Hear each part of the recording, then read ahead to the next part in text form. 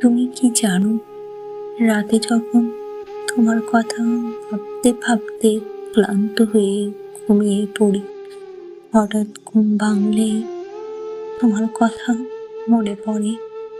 তখন মোবাইলটা চেক করি, তুমি কোনো মেসেজ দিয়েছো কিনা।